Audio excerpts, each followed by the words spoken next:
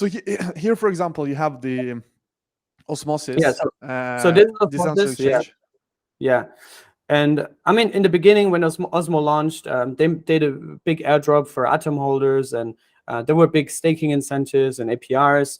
Now it's kind of like cooled down a little bit with the crazy APRs, but you can still trade, right? Like here you see, for example, all the assets that are listed on Osmosis, and also statistics in terms of liquidity, right? Obviously, that big drop is when Terra collapsed, which was one of the biggest Cosmos chains, by the way.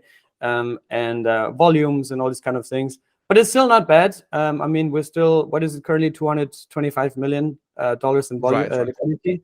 And yeah, you see the biggest pools where it has the deepest liquidity. You can also trade stable coins there, right? USDC. I think they will also add a stable swap feature soon. Yeah, you can trade over 50 IBC coins there. If you go back to the best thing with Cosmos right now is that you can, like all projects, you can really like know all projects right now that are important.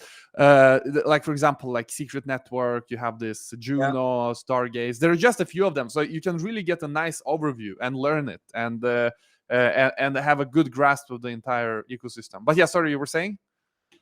Yeah, if you go back on assets on the tab before. Yeah. Yes.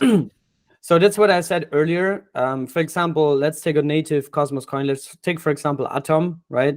If you click on deposit, it will check your balance on the Cosmos Hub chain, right? So it will see if you have any Atom on the Cosmos Hub chain. And if you have if you would connect your wallet now, it would say, hey, you have 12 Atom there.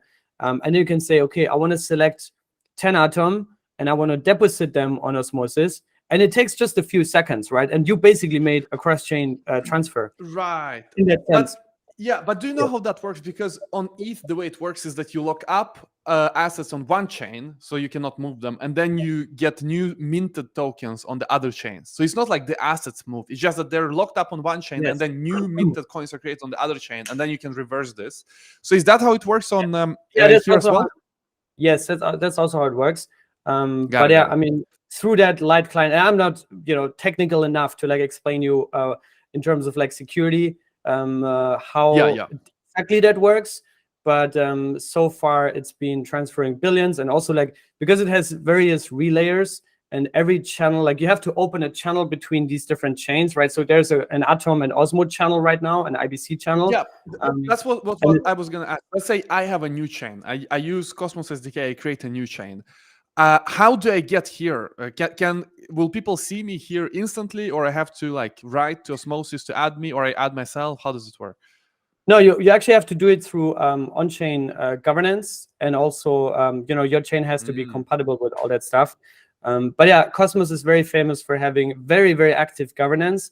I think Osmosis already has hundreds of on-chain proposals, and it only launched like 1.5 years ago. Like 358 is the latest. But that's interesting. So each asset on Osmosis, you need to get approved to be here by the on-chain governance. It's not like anyone can come with a new chain, right? And just launch it here. I mean, but this is like what you're looking at right now is also the osmosis.zone, the main front end.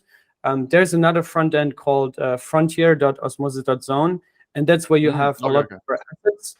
But yeah, I mean, they want to keep this one clean. And I think. But yeah, I understand. I'm on the front end, I understand that, and it's fine. It's the same on Uniswap. You cannot see all the like scam coins, but you can always add an address to see them. Like you can always find them if you want. But on the technical level and on the technical level, can any chain transfer assets to any chain? Like for example, here you said I can deposit Atom from Cosmos chain, from Cosmos Hub to Osmosis. Yes. If I create my own chain, can I now move Cosmos back and forth between my own chain and back? Sure. Yeah, you can do that. Like if you go on frontier.osmosis.zone, you can see like a bunch of coins, like random coins. Also, I have no idea what they are, but you can do that. The frontier. Frontier.osmosis.zone. Yeah, I will share you that. Perfect, thanks. Yeah. Okay. So it's like the crazy twin. Yeah, that's like the Wild West edition of Osmosis. Yeah. All permissionless assets. Yeah, but it seems that you can Yeah. do anything here, Yeah. basically. Yeah, makes sense. Yeah. That makes sense.